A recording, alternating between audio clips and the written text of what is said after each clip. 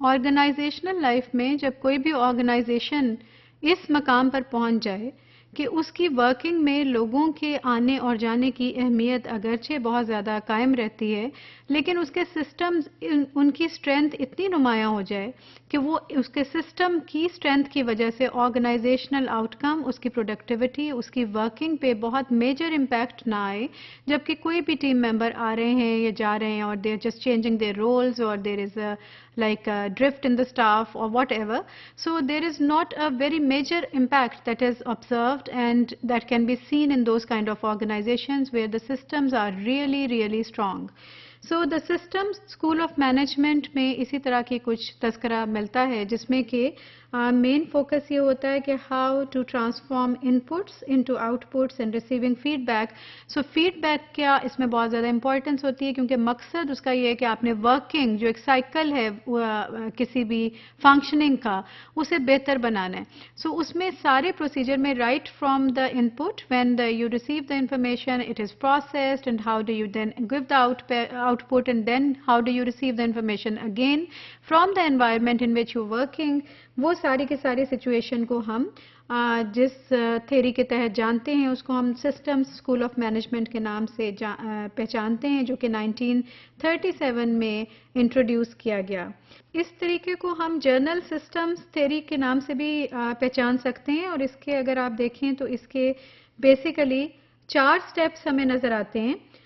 Number 1 جس کو کہ ہم ان پٹ کے نام سے جانتے ہیں، نمبر 2 جس کو ہم تھرو پٹ کے نام سے پہچانتے ہیں، نمبر 3 جس میں آؤٹ پٹ ہے، اور نمبر 4 جس میں کہ ہم فیڈ بیک لے رہے ہیں انوائرمنٹ سے. یہ 4 تو اس کے سائیکل ایک سٹیپس یا پروسیجرز کنفرمڈ ہوتے ہیں. اب ان چاروں میں کیا ہوتا ہے، let's try to see that quickly. Input میں ریسورسز انوائرمنٹ سے لیے جاتے ہیں، یعنی کوئی بھی انفارمیشن، کوئی بھی ریسورس آپ کے انوائرمنٹ میں جو ایگزسٹ کر رہی ہے جس کو کہ آپ نے حاصل کیا ہے ایک سرٹن آبجیکٹو کے ساتھ آپ کے مائنڈ میں، اور آپ نے اس کو ایک خاص سسٹم کو رن کرنے کے لیے یوز کرنا ہے، ایک خاص سسٹم کے تحت آپ نے استعمال کرنا ہے تاکہ آپ کے الٹیمیٹ ٹارگٹ وہ ہے کہ آپ اس آؤٹ پٹ کی طرف جائیں جس کے بارے میں آپ کو فیڈ بیک ایسا ملے کہ جو کہ آپ کو گرو کرنے میں مددگار ثابت ہو. الٹیمیٹلی آپ کا آؤٹ کم یہی ہوتا ہے کہ ان پٹ کے ذریعے سے you want to grow further. So input کے ذریعے سے آپ نے وہ ریسورسز استعمال کیے، تھرو پٹ میں آپ نے وہ سارے کے سارے ریسورسز جو آپ نے حاصل کر لیے تھے ان کو آپ نے ایک پروسیس کی فارم میں ایک پروسیجر کے تحت ایک اسٹرکچر دے کر ایک پروسیجر کے تحت یو اسٹارٹ کنورٹنگ اور transforming resources with in the system into a product اور سروس. سو آپ نے ان سارے ریسورسز کو یوز کرتے ہوئے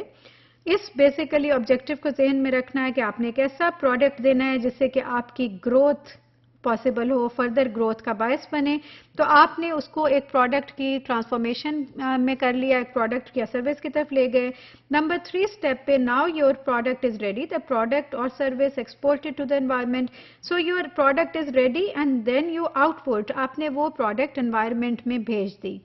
سو جس بھی مقصد کے تحت جو بھی آپ بنانا چاہ رہے ہیں that cycle is now complete. اور پھر اس کے بعد آپ یہاں نہیں رکتے، آپ نے ایک ریفلیکٹیو پریکٹس کے تحت you just get the feedback from the environment اور آپ اس کو چینج کرتے ہیں. اس فیڈ بیک کے تحت جو آپ نے پروڈکٹ بنائی ہے آپ اگین اس کو یا تو اس سائیکل سے دوبارہ آپ اس اسٹیپ پہ جائیں گے اور آپ تھرو پٹ میں ڈالیں گے، یا پھر اگر آپ کا آؤٹ کم بہت بہترین ہے اور اس میں کوئی فردر چینج نہیں ہے so you make go back to step 1 اور آپ آل ٹوگیدر ایک نیا فنومینا آپ اختیار کریں گے اور اس کی پروڈکشن آپ لے کر آئیں گے.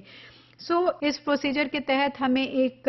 جو سسٹم ملتا ہے کام کرنے کا جس کو ہم جرنل سسٹم کے نام سے بھی جانتے ہیں اس تھیوری کو، اس کے تحت بیسک جو مقصد ہے اور بیسک جو ہمارا فوکس ہے وہ اس کے گرد ہی گھومتا ہے کہ how to transform different input into output, اور پھر فیڈ بیک جو ہمیں انوائرمنٹ سے یا کلائنٹ سے ہمیں حاصل ہوتا ہے ہم نے اس فیڈ بیک کو کس طرح سے یوز کرنا ہے تاکہ ہم فیوچر میں زیادہ بہتر پروڈکٹ دے سکیں، زیادہ بہتر آؤٹ پٹ دے سکیں، ایک ایسا سسٹم اسٹیبلش کر سکیں کہ جس کے تحت کہ ہمیں آٹومیٹکلی ایک سٹیپ سے دوسرے پر جا کے اور فیڈ بیک کے تحت ہم واپس آتے ہیں to just grow in future اور to develop more in future. So the things are managed with this perspective under this theory which comes in the category of the systems school of management.